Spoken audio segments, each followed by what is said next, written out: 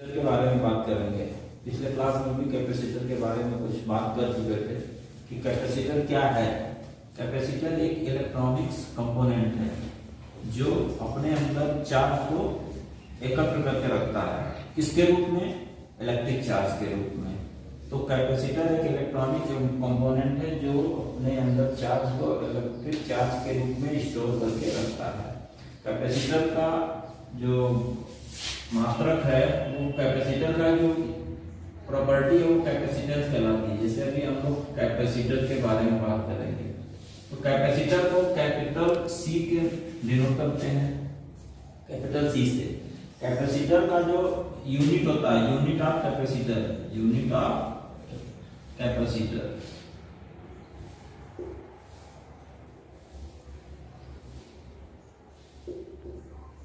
ये होती है फैरेड। ये सबसे बड़ा यूनिट है। तो कैपेसिटर का जो सबसे बड़ा मात्रक है वो फैरेड है और छोटे मात्रक बहुत हैं जैसे माइक्रोफैरेड है, नैनोफैरेड है, पिकोफैरेड है। तो कैपेसिटर को अपनी आवश्यकता के अनुसार, मतलब सर्किट की आवश्यकता के अनुसार जोड़ा जाता है।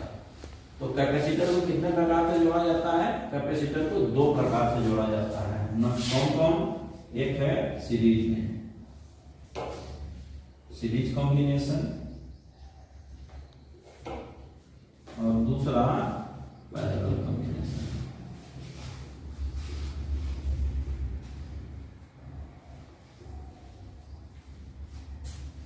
अब हम लोग देखेंगे कि श्रेणी क्रम में जब जोड़ते हैं कैपेसिटर को तब क्या होता है और समांतर क्रम में जब जोड़ते हैं तब क्या होता है। तो सबसे पहले हम बात करेंगे श्रेणी क्रम में जब कैपेसिटर को जोड़ते हैं तब क्या होता है। तो सबसे पहले अलग अलग कैपेसिटर लेंगे।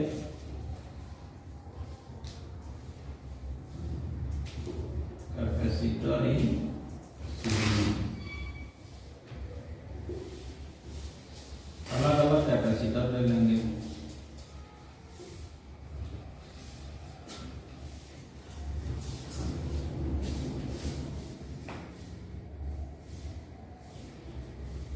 और तीनों को आपस में जोड़ देंगे।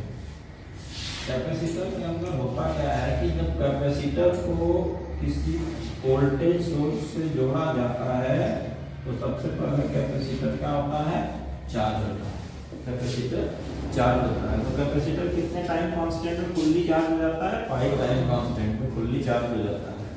तो इसमें जब हम वोल्टेज अप्लाई करते हैं, ये C1 है, ये C2 है, ये C3 है, तो इसमें क्या होता है? इसमें जो चार्ज होते हैं, कैपेसिटर जो चार्ज होता है वो इक्विवेलेंट चार्ज होता है, सबके बराबर चार्ज होता है। तो जब इसका total Vt equal to V1 plus V2 plus V3 होता है। अभी क्या होगा?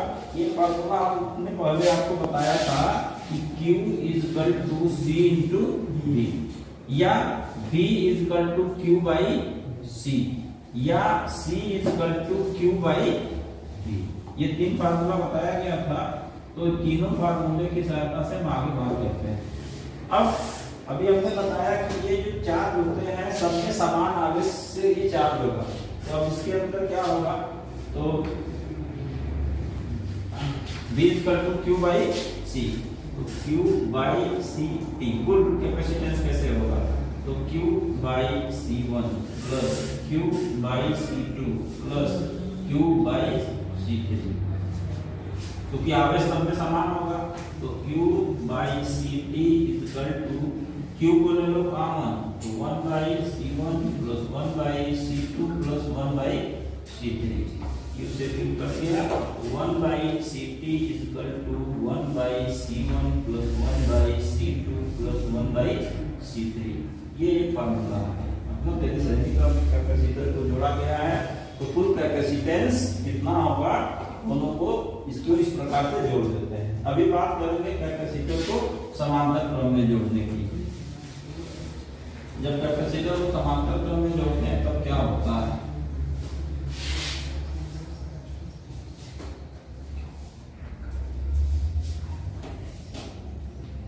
कैपेसिटर इन पैरेलल,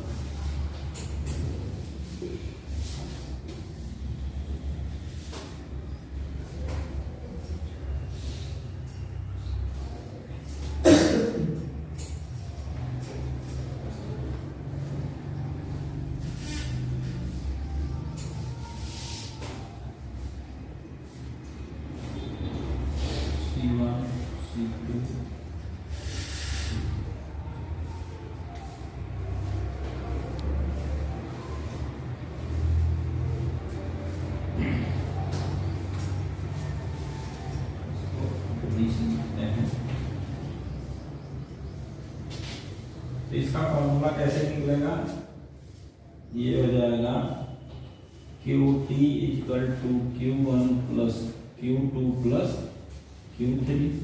तो Q बराबर क्या है,